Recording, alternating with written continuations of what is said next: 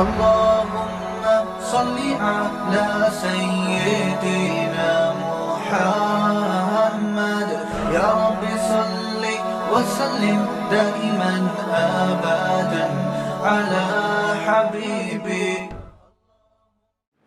تو 3 انعامات اللہ تعالیٰ نے اپنے حبیب صلی اللہ علیہ وسلم پہ کیے، جو اصل ٹاپک کی طرف دوبارہ ہم آ جاتے ہیں.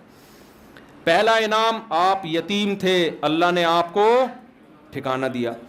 دوسرا انعام، آپ علم نہیں تھا آپ کے پاس حلال و حرام کا، اللہ نے آپ کو شریعت کا علم دیا.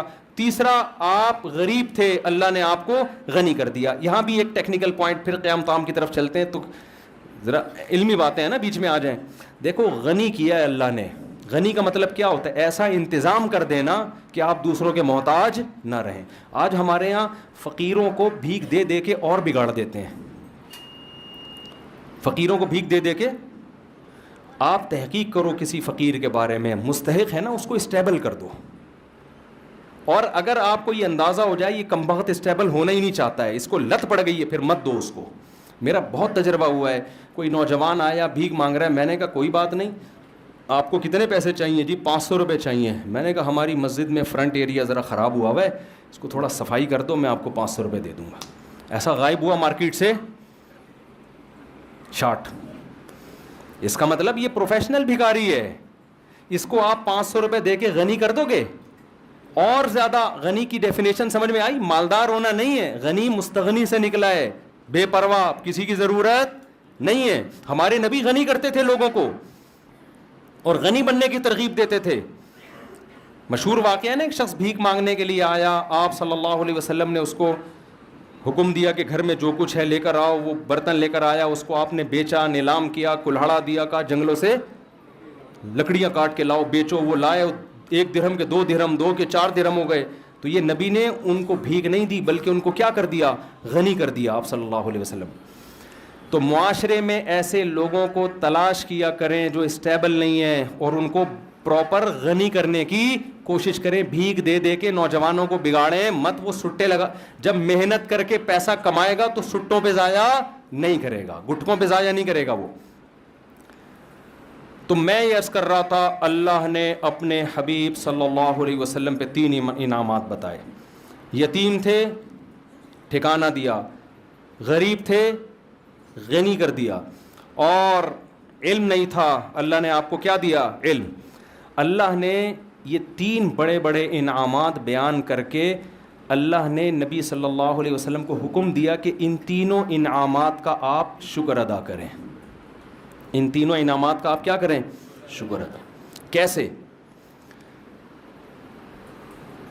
ہم جب شکر ادا کرنا چاہتے ہیں ہم کیا کہتے ہیں؟ اللہ تیرا شکر. ہم سمجھتے ہیں شکر ادا ہو گیا. اللہ ہم پر کوئی انعام کرے ہم کہتے ہیں اللہ کا بڑا فضل ہے. ہم سمجھتے ہیں اس کا شکر ادا بولو ہو گیا. آواز تو سب کو صحیح آ رہی ہے نا؟ اتنا کافی نہیں ہے. یہ بھی ضروری ہے کہ منہ سے بول دیں کہ اللہ کا شکر ہے، لیکن اتنا کافی نہیں. اگر اتنا کافی ہوتا تو اللہ اپنے حبیب پر 3 انعام کر کے کہتا کہ اے نبی آپ شکر ادا کر دیں. زبان سے کیا کہہ دیں؟ الحمدللہ. نا نا نا. قرآن نے کہا آپ یتیم تھے، ہم نے آپ کو کی کفالت کا انتظام کیا، لہذا فَأَمَّا الْيَتِيمَ فَلَا تَقْهَرْ. اب کسی یتیم کو آپ کو دھکے دینے کی اجازت نہیں ہے، آپ کو یتیموں کی کفالت کرنی پڑے گی. سمجھ میں آ رہی ہے کہ نہیں آ رہی ہے؟ نعمت کا شکر یہ ہے کہ جو اللہ نے آپ پر انعام کیا وہی انعام آپ آگے پارسل کر دو. سمجھ رہے ہو؟ اس کی قدر کرو کہ میں یتیم تھا، اللہ انتظام نہ کرتا تو میرا کیا حال ہوتا. لہذا معاشرے میں اگر میرے رشتہ داروں میں کوئی یتیم ہوتا ہے تو میں نے بھی اس کے ساتھ احسان کرنا ہے. دوسرا، اللہ نے آپ کو شریعت سے بے خبر پایا، باخبر کر دیا، اس کا حکم دیا اما بنعمت ربک فحدث. رب نے جو آپ پر نعمتیں کی ہیں، علم کی نعمت خاص طور پر، اس کو آگے آپ نے بیان کرنا ہے. جو علم اللہ نے آپ کو دیا ہے اسے لوگوں میں تقسیم کرنا ہے. علم کی نعمت کیا ہے کہ اس میں بخل نہ کرے انسان. چاہے وہ دین کا علم ہو یا دنیا کا علم ہو. آج کسی سے اس کے بارے میں اس کے پاس کوئی نالج ہو, آپ لینے کے لیے چلے جائیں, بعض لوگ سخی ہوتے ہیں, بعض گھنٹہ لگا دو کہ وہ آپ کو نالج نہیں دیں گے, اس کو یہ ڈر ہوتا ہے کہ یہ بھی نہ سیکھ جائے کہیں. تیسرا انعام اللہ نے کیا کیا, آپ مسکین تھے, غریب تھے, اللہ نے غنی کر دیا. لہذا وَأَمَّا السَّائِلَ فَلَا تَنْهَرْ, کوئی مانگنے کے لیے آئے تو اس کو دھتکارنا نہیں ہے. اس سے ہمیں کیا پتہ چلتا ہے بھائی اس آیت سے, کہ اللہ ہم سے یہ چاہتے ہیں کہ جس نوعیت کا اللہ نے ہم پر احسان کیا, ہم اسی نوعیت کا احسان مخلوق پہ کرنا شروع کر دیں. سمجھ میں آ رہی ہے بات کہ نہیں آ رہی ہے؟ جس نوعیت کا اللہ نے احسان کیا. اور یہ بات قرآن میں دوسری جگہ بھی ہے. قارون کے بارے میں موسیٰ علیہ السلام نے قارون سے کہا احسن کما احسن اللہ الیک, تجھے اللہ نے بے تحاشا دولت دی ہے, اتنی دولت کہ لتنوء بالعصبۃ اولی القوہ, ایک بہت بڑی جماعت اونٹوں پہ چابیاں لے کے چلا کرتی تھی خزانوں کی, اتنی زیادہ دولت دی ہے. تو جب تجھے اللہ نے اتنی دولت دی کہ تجھ پر احسان کیا ہے, تو تو بھی اللہ کی مخلوق پر احسان کر. اگر کوئی دولت مند تاجر اپنی دولت پر سانپ بن کے بیٹھ جاتا ہے, بخل کرتا ہے, زبان سے کروڑہا گنا کہتا رہے کہ اللہ کا دیا میرے پاس بہت کچھ ہے, لیکن اللہ اتنی بات کو شکر ماننے کے لیے تیار نہیں ہے, اس کو اپنی دولت میں غریبوں پہ خرچ کرنا پڑے گا. سمجھتے ہو کہ نہیں سمجھتے ہو؟ تو میں اور آپ اللہ کے احسانات کے سمندر میں ڈوبے ہوئے ہیں, ہمیں دیکھنا ہے دائیں بائیں. سب سے بڑی نعمت جو ہمیں ملی ہے وہ توحید کی نعمت ملی. اللہ نے ہمیں مسلم گھرانے میں پیدا کیا. اس کا تقاضا یہ ہے کہ جو غیر مسلم ہیں ہم ان کو مسلم بنانے کی کوشش کریں. کذالک کنتم من قبل, اللہ نے صحابہ سے کیا فرمایا؟ جنگ میں صحابی رسول نے, ایک شخص آیا نا لڑنے کے لیے, تو جب وہ تلوار کی زد میں آیا تو اس نے فوراً کلمہ پڑھ لیا, تو صحابی رسول نے اس کو قتل کر دیا کہ یہ تو موت کے ڈر سے کلمہ پڑھ رہا ہے. ہمارے نبی کو علم ہوا, آپ صلی اللہ علیہ وسلم اتنا غضبناک ہوئے, فرمایا ہلا شققت قلبا, تم نے اس کے دل کو چیر کے کیوں نہیں دیکھا؟ تم کیسے کہہ رہے ہو کہ تلوار کے ڈر سے کلمہ پڑھا ہے؟ اس پہ قرآن کی آیت نازل ہوئی کذالک کنتم من قبل, اے ایمان والو تم بھی تو پہلے کافر تھے, اللہ نے اپنے فضل سے تمہیں کیا کیا؟ مسلمان بنا دیا. اب تم کسی کافر جو مسلمان ہو رہے ہیں اس کے ساتھ ایسا سلوک کیوں کر رہے ہو؟ کیوں ایسا سلوک کر رہے ہو؟ تو اللہ نے آپ کو اسلام کی نعمت دی, اس نعمت کا تقاضا کیا ہے؟ اس اسلام کو دنیا میں پھیلانے کی کوشش کی جائے.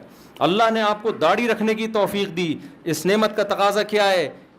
کہ دوسروں کو بھی ہدایت کی کوشش کی جائے. اللہ نے آپ کو مال دیا, اس نعمت کا تقاضا یہ ہے کہ اس مال کو لوگوں میں خرچ کے دوسروں کو بھی مالدار بنانے کی کوشش کی جائے. اللہ نے آپ کو کوئی خاص علم دیا, ہنر دیا, اس کو اپنے پاس رکھ کے مت بیٹھو, اس علم کو لوگوں میں ڈیوائڈ کرنے کی کوشش کرو. بخیل اور کنجوس آدمی کیا کرتا ہے؟ وہ کہتا ہے اگر میں نے لوگوں کو بتانا شروع کر دیا تو میرے پاس ہجوم کم ہو جائے گا. حقیقت میں ایسا ہوتا نہیں ہے.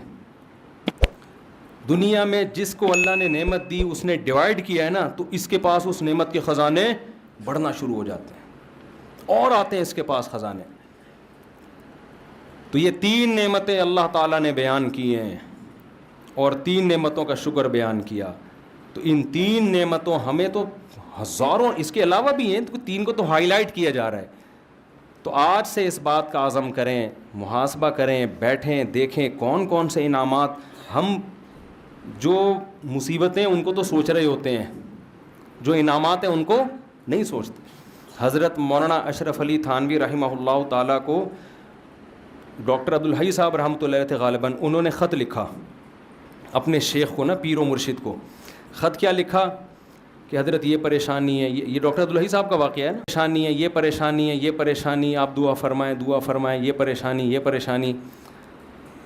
تو انہوں نے نیچے لکھا کہ بہت افسوس کی بات ہے کہ ساری پریشانیاں ذکر کر دیں, اللہ کی نعمتوں کا تذکرہ نہیں کیا. پہلے زمانے میں نا جو آپ کو اس طرح آپ کی اصلاح کرے اس کو پیر و مرشد کہا جاتا تھا. آج کل پیر و مرشد کا مفہوم ہی چینج ہو گیا ہے. آج کل پیر و مرشد کا مفہوم یہ ہے کہ یہ ہمیں بخشوا دے گا اور پتہ نہیں یہ روحانی ٹوپی ڈرامے کرے گا، جن چڑیل بھوت بھگائے گا، اور الٹی سیدھی حرکتیں جو کر رہا ہو اس کو لوگ پیر و مرشد کہتے ہیں. تو سارا دن آپ بیٹھ کے تھوڑی دیر سوچیں گے نا، آپ کو لگے گا کہ اللہ کے آپ پر بے پناہ احسانات. میں اسلام آباد میں تھا، وہاں ایک شخص کے بارے میں پتہ چلا، کروڑ پتی آدمی ہے، بہت بڑا بنگلہ اس کا. ہمارے ایک دوست کی اس سے سلام دعا تھی، اس کی بینائی چلی گئی اور اس نے بہت کوشش کی، وہ بینائی واپس نہیں آئی. ایک دن وہ کہنے لگا اپنے اس دوست سے نا کہ ایک ٹھیلے والا بھٹے نہیں بیچ رہے ہوتے، جو بھٹا بیچ رہے ہوتے، تو اپنے دوست سے کہنے لگا، اس دوست نے مجھے بتایا کہ یار اگر یہ بھٹے والا میری ساری دولت بھی، اسلام آباد کا بنگلہ، میرا بزنس لے لے، یہ بھٹے کی ریڑھی مجھے دے دے اور آنکھیں دے دے، تو میں اس پہ تیار ہوں. اتنی بڑی نعمتیں ہیں جو اللہ نے مجھے اور آپ کو عطا کی ہوئی ہیں، اتنی بڑی بڑی نعمتیں. ہم پریشان کیوں ہوتے ہیں؟ ایک دن ایک صاحب میرے پاس آئے اور اپنی پریشانیاں گنوانے لگے نا، یہ پریشانی، یہ پریشانی، یہ پریشانی، یہ پریشانی، یہ ٹینشن، یہ ٹینشن، یہ ٹینشن. میں نے اس کو کہا، میں نے کہا یار جو ٹینشنیں آپ بیان کر رہے ہو نا، جس سے آپ موٹیویشن لینے کے لیے آئے ہو، اس کے پاس یہ والی ٹینشن اس سے ڈبل ہے. سمجھ آ رہی ہے بات؟ اس کے پاس یہ والی ٹینشنیں کیا ہیں؟ اس سے ڈبل ہیں. تو میں آپ کی ٹینشنیں کیسے ختم کر دوں؟ میں نے کہا آپ کے ساتھ مسئلہ ٹینشنوں کا نہیں ہے، آپ کے ساتھ مسئلہ یہ ہے کہ آپ نے اس دنیا کو مسافر خانہ نہیں سمجھا، جو نعمتیں ہیں وہ دیکھ نہیں رہے، جو چیزیں نہیں ہیں ان کو ٹینشن سمجھ رہے ہو. اور دنیا میں کوئی آدمی ایسا ہے کہ اس کی ساری خواہشات پوری ہو جائیں؟ بولو نا، دنیا میں کوئی ہو نہیں سکتا. وجہ کیا ہے؟ ام للانسان ما تمنا. قرآن کہتے ہیں کیا انسان یہ سمجھتے ہے جو تمنا کرے گا مل جائے گا؟ یہ تو ممکن نہیں ہے. یہاں ہم نے یہ دیکھنا کیا کیا ملا ہوا ہے، یہ نہیں دیکھنا کیا کیا نہیں ملا ہوا. لوگ یہ دیکھ رہے ہوتے ہیں، وہ ڈیفینس میں رہتا ہے، میں ناظم آباد میں رہتا ہوں. وہ بھائی تو یہ دیکھ، تو ناظم آباد میں رہ رہا ہے، وہ گندے نالے کے پل پہ رہ رہا ہے وہ بندہ فلاں. اور جو گندے نالے پہ رہتا ہے وہ دیکھے یار گندے نالے پہ گھر تو ملا ہوا ہے، اگلا تو فٹ پاتھ پہ سو رہا ہے. جو فٹ پاتھ پہ سو رہا ہے وہ کہے کہ یار میں سو تو رہا ہوں نا. بہت سے لوگ 1000 گز کے بنگلوں میں گدے پہ نیند نہیں آ رہی، وہ کہہ رہے ہیں فٹ پاتھ کی نیند اچھی ہے اس گدے سے جس پہ نیند نہیں آئے کم وقت کو. تو جب تک آپ اس دنیا کو مسافر خانہ نہیں سمجھتے اور آپ یہ نہیں سمجھتے کہ یہ میری، دیکھو رسول اللہ صلی اللہ علیہ وسلم نے فرمایا جس کو 2 ٹائم پیٹ بھر کے کھانا مل گیا اور سر چھپانے کی جگہ مل گئی، جسم کسی بڑی بیماری سے محفوظ ہو گیا، اللہ نے ساری دنیا کی دولت سمیٹ کے اس کو دے دی ہے. اب حدیث کا مفہوم کیا ہے؟ مطلب یہ نبی کے الفاظ نہیں، میں مفہوم سمجھا رہا ہوں. اب اگر یہ کہتا ہے نا میرے بھی ٹینشن، یہ اس کی اپنی بنائی ہوئی ٹینشن ہے، یہ اللہ کی طرف سے نہیں ہے. یہ تو ہوس ہے بھائی، ہوس کا تو دنیا میں کوئی علاج نہیں ہے. کتنے لوگ آتے ہیں میں بے روزگار ہوں، ٹینشن ہے. میں کہتا ہوں تیرے کو صبح ناشتہ مل رہا ہے؟ ناشتہ تو مل رہا ہے. دوپہر کھانا مل رہا ہے؟ ہاں مل رہا ہے. رات کا کھانا مل رہا ہے؟ ہاں مل رہا ہے. سونے کی جگہ ہے؟ کہہ رہے ہیں ہاں ہے. کہہ رہے ابا کی صلواتیں بہت سننے کو ملتی ہیں، بس یہ ٹینشن ہے. تو میں نے کہا 2-4 ٹینشنیں تو ہونی چاہیے نا زندگی میں، یہ والی ٹینشن بھی ختم ہو جائے پھر تو اور جنت میں چلا گیا نا. تو ایک ٹینشن برداشت کر لے. فری پھوکٹ کا تجھے پراٹھے مل رہے ہیں صبح کے، فری پھوکٹ کا تجھے ابا کے خرچے پہ کیا مل رہا ہے؟ بھلے صلواتیں سن کے مل رہے. بھیکاری کو آپ 2 روٹی 2 گالیاں دے کے وہ کہے گا 2 اور دے دے، 4 گالیاں اور لگا دے ساتھ میں، کیونکہ بھیکاری کو اندازہ ہے کہ 2 پراٹھوں کی کیا، میرے منہ سے روٹی نکلتی نہیں ہے، لفظ نکلتا ہے پراٹھا ہی نکلتا ہے، پتہ نہیں کیوں. کیونکہ جب بھی باہر دنیا میں ٹریولنگ ہوتی ہے نا سب کچھ ملتا ہے، کراچی کے ہوٹل کے پراٹھے نہیں ملتے. ابھی میں سعودی عرب سے آیا ہوں کل، نہیں مزہ آیا یار، پراٹھے نہیں تھے. تو اس لیے میرے منہ سے روٹی کا لفظ نکلتا ہی نہیں ہے. تو بھیکاری کو آپ جس کے پاس کچھ بھی نہیں ہے، آپ اس کو موٹی موٹی گالیاں دے کے 2 پراٹھے پکڑا دو، غصہ کرے گا وہ؟ پھر بھی شکریہ ادا کرے گا، اس لیے کہ وہ اپنے آپ کو اس کا بھی مستحق نہیں سمجھتا. اور جو گھر میں بیٹا ہوتا ہے نا کروڑ پتی باپ کا، وہ سمجھتا ہے سارا میرا ہے، میں اس کا مستحق ہوں، مجھے یہ بھی چاہیے، مجھے یہ بھی چاہیے. او بھائی تو سمجھ کہ میں مسافر خانہ ہے، اللہ نے مجھے بڑے باپ کے گھر میں پیدا کر دیا، یہ میرا احسان نہیں. کس کا احسان ہے؟ اللہ کا احسان ہے. جو مل رہا ہے گریوی میں کھاؤ. اس پہ اگر ابا صلواتیں سنا کے ابا پھر بھی مجھے اپنا بیٹا ہی سمجھ رہا ہے، کوئی بات نہیں ابا 2 گالیاں اور, لیکن رات کو گھر سے نہیں نکالنا مجھے. آپ سمجھ رہے ہیں نا, سنا کرو ابا کی گالیاں, اس پہ ثواب ملتا ہے, خدا کی قسم برداشت پہ ثواب ملتا ہے, باپ کی پیشانی پر محبت سے دیکھنے پر حج عمرے کا ثواب ملتا ہے. تو ایسے ہی تھوڑی مل جاتا ہے یہ. تو جب آپ اپنے آپ کو یہ سمجھو گے میں ان چیزوں کا مستحق ہوں ہی نہیں, تو جتنا ملے گا اس پہ کیا ہوگا, شکر ادا ہوگا. بھائی ہم تو اس کے بھی مستحق نہیں تھے, اللہ نے ہمیں یہ بھی دے دیا, یہ بھی دے دیا, یہ بھی دے دیا.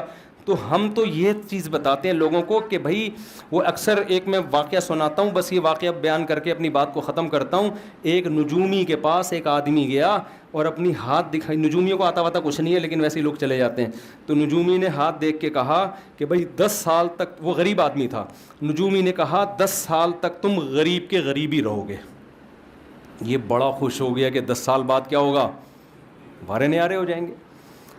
اس نے کہا 10 سال تک غربت کی پریشانی تمہیں اور رہے گی. یہ خوش ہو گیا, چلو 10 سال کے بعد. اس نے کہا پھر کیا ہوگا, اس نے کہا پھر تمہیں عادت ہو جائے گی.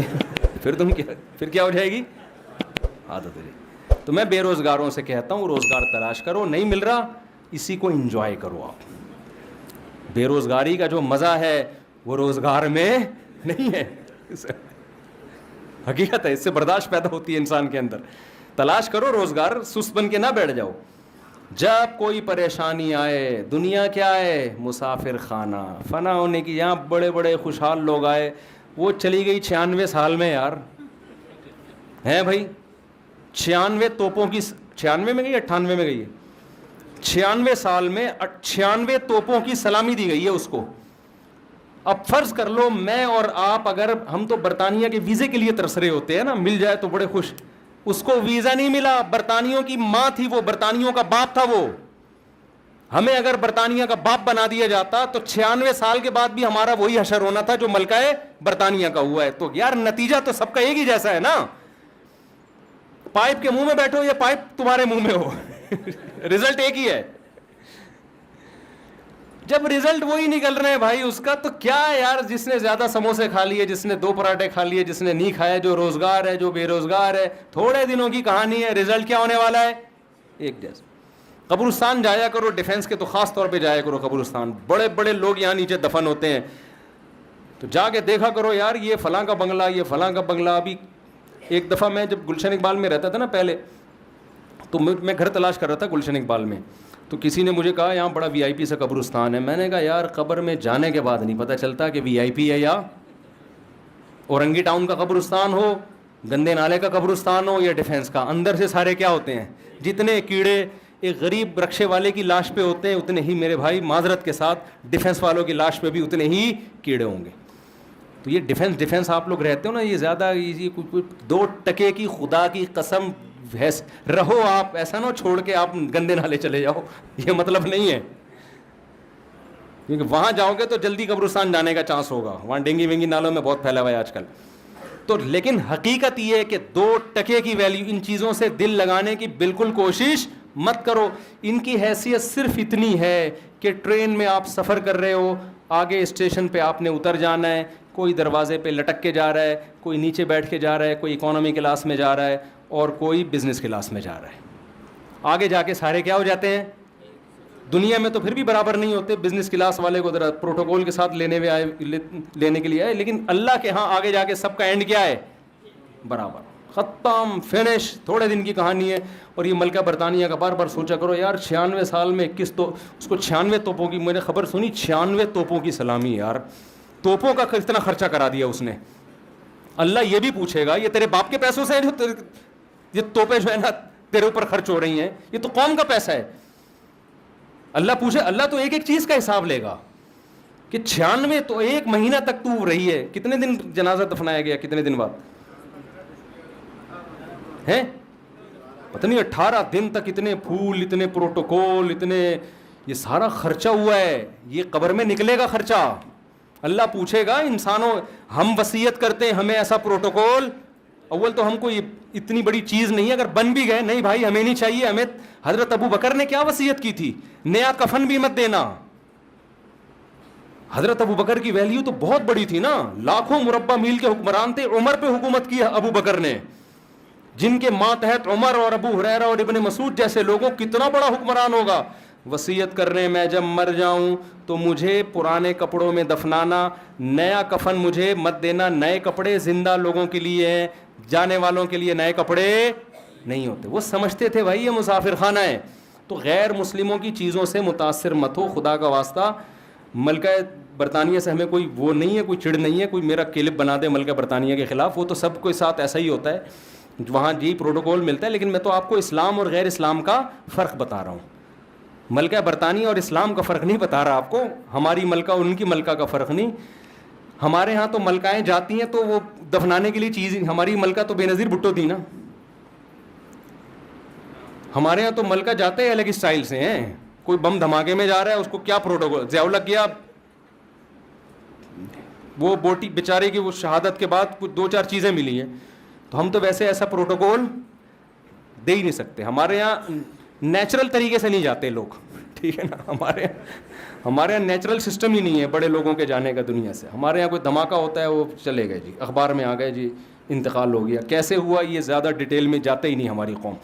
تو دنیا کو مسافر خانہ جب انسان سمجھتا ہے تو مال کی محبت اس میں کم ہوتی ہے. پھر اللہ کے شکر کرنے کا پھر شکر کرنے کا جذبہ پیدا ہوتا ہے. مجھے اللہ نے یہ بھی دیا، مجھے اللہ نے یہ بھی دیا، مجھے اللہ نے یہ بھی دیا، تو پھر خرچ کرے گا نا. پھر نبی پر اللہ نے احسانات گنوائے تو نبی نے بھی اس کا شکر ادا کیا، تو اللہ ہم پر بھی احسانات گنواتا ہے. اور اگر ہم یہی بیٹھے رہیں ہم پر احسانات کیا ہے، میرے لیے تو یہ ٹینشن ہے، میرے لیے تو یہ ٹینشن ہے، تو شکر کے خاک ادا کرے گا بھائی.